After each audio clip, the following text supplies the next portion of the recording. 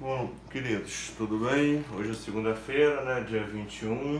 Eu botei aqui a correção da página 208, tá? Os exercícios 1, 2, 3 e 4. A primeira questão, ele dava lá uma barra, né? Você vai fazendo a inclinação e aí você vai tendo a altura em cima e a altura embaixo. Ele pedia pra gente completar a tabela, obviamente quando a barra está na horizontal, né? Você tem a altura zero para x e 0 para y. Quando você passa a ter uma altura aqui de 0,5, a gente mede aqui 1 centímetro, né?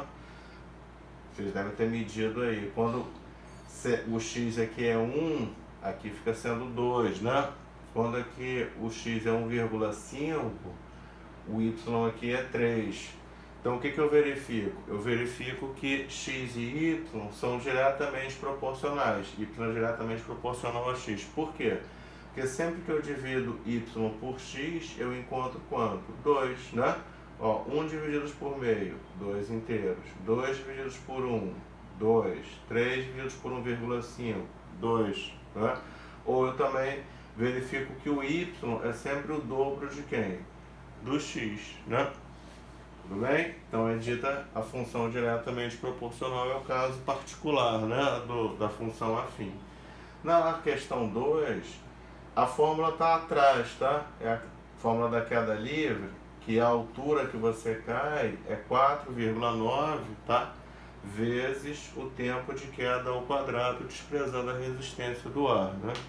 Ok? Na letra A, ele pergunta o seguinte: se você, num tempo de 5 segundos, qual é a altura que você vai cair, né? Seria 5 ao quadrado, 25 vezes 4,9, seria 122,5 metros, tá? Aqui trocando o tempo por 6, na letra B, 6 ao quadrado, 36 vezes 4,9 vai dar 176,4 metros. E na letra C ele pergunta se você cair de uma altura de 80 metros, quanto tempo você levaria, né? Em queda. Então eu faria 4,9t ao quadrado igual a 80. O 4,9 iria dividindo 80 aqui, 80 dividido por 4,9 eu vou ter aproximadamente 16. Tirando a raiz, esse t é igual a 4. A gente vai verificar a nossa próxima função, tá? Hoje a gente vai estar estudando, hoje vai estar estudando função inversamente proporcional. Mas na aula de sexta-feira a gente vai estar começando função quadrática, e aqui tem a ver com função quadrática porque o tempo está ao quadrado, tá? Ok? Então, agora na terceira questão, ele fala o seguinte, ó, é a história do taxista, não é? A gente tem numa tabelinha x e y, o x é a quilometragem, né? E o P é o preço a ser pago, né, em real.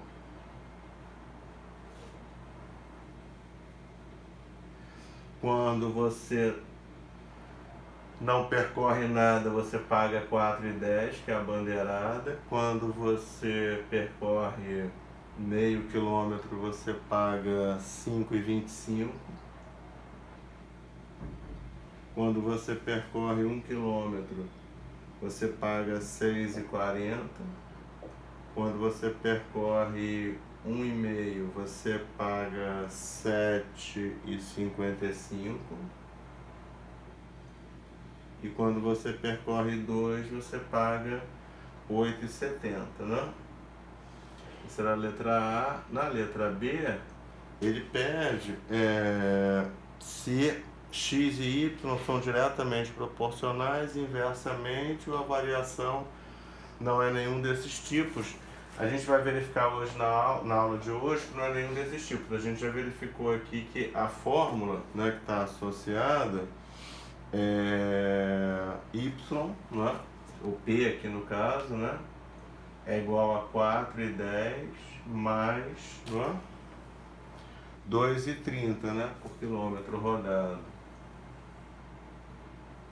Se fosse só 2,30x, se não tivesse valor fixo, aí seria diretamente proporcional, né?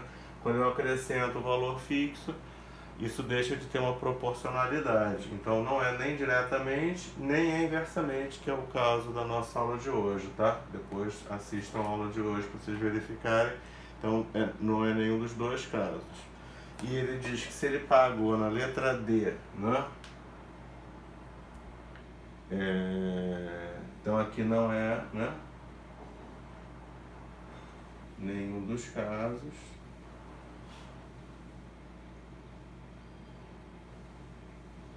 E na letra C, D,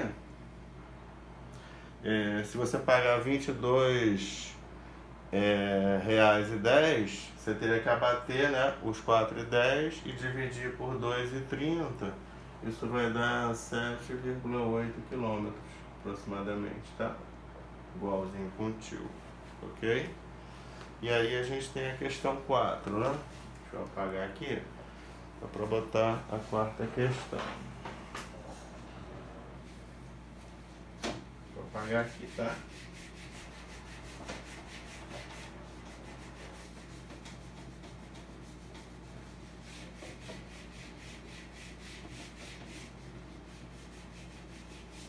Nessa quarta questão, é a questão do retângulo, né? Do terreno.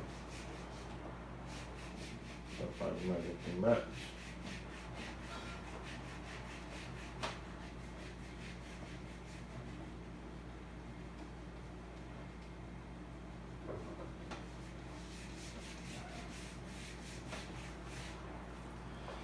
Ele diz o seguinte: você tem 26 metros de tela, né, para cercar um terreno, né, um jardim retangular, que vai ter o perímetro de 26 metros. Você tem essa questão 4, então você tem um terreno retangular, né? Eu vou chamar de Y aqui os meus comprimentos e de X as minhas larguras, ok? Bom, na letra A, eu verifico então que 2x mais 2y, que é o perímetro, tem que dar 26. Uma coisa que eu posso fazer aqui é dividir a equação toda por 2, né? Eu teria x mais y igual a 13, concordo? Não? Inclusive gera a função aqui, né? Y seria 13 menos x, né? Eu posso passar o x para cá diminuindo, ok? Isso até responde a letra B, que ele pergunta qual é a função, né? Novamente tem o valor fixo, estão vendo? Então não tem proporcionalidade aí. A gente teria que só preencher a tabela, né? Quando o x aqui é de 1 metro, né? Ambos estão em metros aqui, né? Quando você tem x com 1 metro, você teria 12 para y, né? Porque a soma, a gente verifica, tem que dar 13, né? O 2 seria 11, o 3 seria 10, né? O 4,5 seria 8,5, o 6,5 seria 6,5 também, e o 8 seria 5. Tudo bem? Então, essa é uma função, y está em função de x, né? Y é 13 menos x, mas não tem proporcionalidade nesse caso, né? A gente vai verificar, vocês vão ver hoje a aula, como eu volto a repetir, vocês vão ver a aula de inversamente proporcional, mas já adiantando, para ser diretamente, eu teria que dividir y por x e achar sempre o mesmo valor, né? Ó, 12 por 1 dá 12, mais 11 por 2 dá 5,5. Eu não acho o mesmo valor, não é diretamente. E vocês vão ver que para ser inversamente, eu teria que multiplicar e achar os mesmos valores, que não vai acontecer aqui, ó. 1 vezes 12 dá 12, 2 vezes 11 dá 22, tá? Mas assistam a aula hoje de inversamente proporcional. Beijos, queridos.